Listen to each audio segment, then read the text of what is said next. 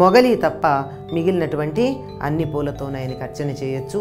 ఇంకా కొన్ని ప్రాంతాల్లో ఉన్నటువంటి శివుడికైతే కస్తూరి మొదలైనటువంటి వాటితో అర్చన చేసే సంప్రదాయం ఉంది. ఎక్కడ?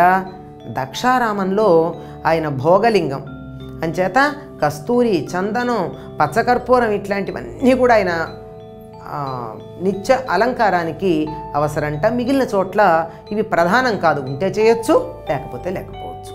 కనుక శివుడు అల్ప సంతోషి. మన దగ్గర శక్తి ఎంత ఉంటే అంతా పెట్టచ్చు, లేకపోయినా పర్వాలేదు. కానీ శక్తి ఉండి ఈయనకి నీళ్లు చాలే అని నీళ్లు నెత్తిన పోసూరుకుంటే ఆయన కూడా అంతే, ఈ భక్తుడికి ఇంతే చాలే అనుకుంటాడు. అంతులేనంత కావాలి అంటే మన శక్తి ఎంత ఉందో అంతా ఆయనకి సమర్పించుకోవాల్సి ఉంటుంది.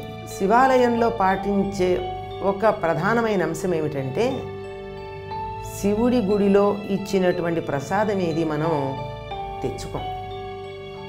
స్వల్పంగా తీసుకుని అక్కడ స్వీకరించి అక్కడ ఇచ్చినటువంటి విభూతి కానీ అక్కడ ఇచ్చినటువంటి మారేడు దళాలు కానీ ఇవన్నీ అక్కడ నంది దగ్గర వదిలిపెట్టి వస్తాం. ఎందుకు అంటే శివ నిర్మాల్యం, శివప్రసాదం తీసుకునేటటువంటి అధికారం ఒక్క చండీశ్వరుడికి మాత్రమే శివుడు ఇచ్చాడు. అందువల్ల చండీశ్వరుడికి మాత్రమే స్వీకరించే అధికారం ఉంది, మిగిలిన వాళ్ళు ఎవరూ స్వీకరించకూడదు.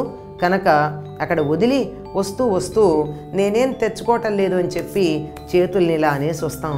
దాన్ని ఈ రోజుల్లో శివాలయంలోంచి బయటకు వస్తూ చప్పట్లు కొట్టాలండి అంటారు. చప్పట్లు కొట్టడం కాదు, చేతుల్లో ఏం లేదు, ప్రసాదం మేము స్వీకరించలేదు, అంతా ఇక్కడే నీకే వదిలేశాను నాయనా అని చెప్పి రావటం.